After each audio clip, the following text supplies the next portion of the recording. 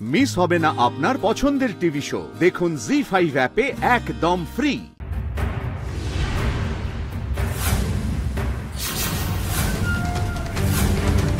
দারোয়ানকে বলে দিয়েছিলাম যে বলতে আমি বাড়িতে নেই।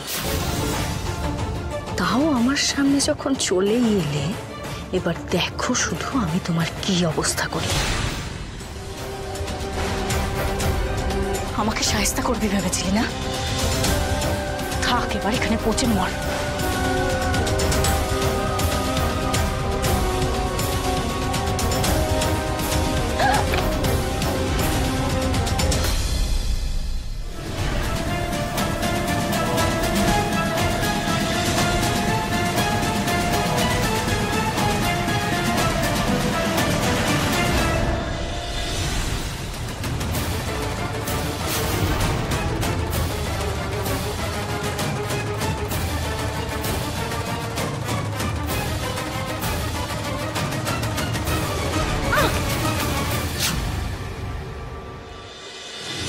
কি ভেবেছিলি তুই?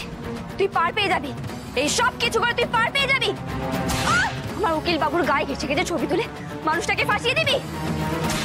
আমার বাবা কাকার নাম বদনাম করবি, আমার টুম্পাকে বেঁচে দিবি তুই। আর না জানি কত মানুষের জীবন এইভাবে নষ্ট করেছিস তুই। কত মানুষের সংসার ভেঙেছিস, কত মানুষের সংসার ভেঙেছিস। এই বাড়িটাও তুই অন্য কারোর কাছ থেকে নিয়ে রেখেছিস, তাই তো?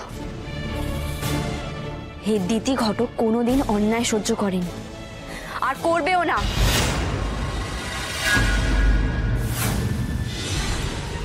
এই যে এই মহিলা। কনস্টেবল, ধ্যানে তুলুন একে। স্যার, এই মহিলাকে ধরে নিয়ে যান। এই মেয়েটা সুস্থ সমাজের জন্য একটা বিষ। আপনি দেখবেন এর যেন কঠিন থেকে কঠিনতম শাস্তি হয়, আইনের হাত থেকে যেন পার না পায়। ম্যাডাম, আইন তো আর আমাদের হাতে না। অপরাধ যতটা প্রমাণিত হবে আইন ঠিক সেই অনুযায়ী ওকে শাস্তি দেবে। চিন্তা করবেন না ম্যাডাম।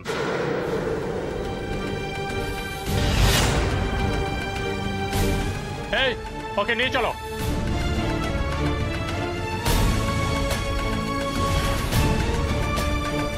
এত সহজে আমি তোমায় ছাড়বো না দিদি।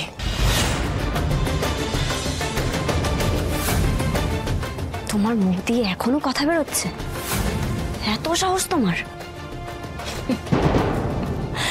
আইলা একটা ঝড়, তছনছ করে দেবো সবকিছু।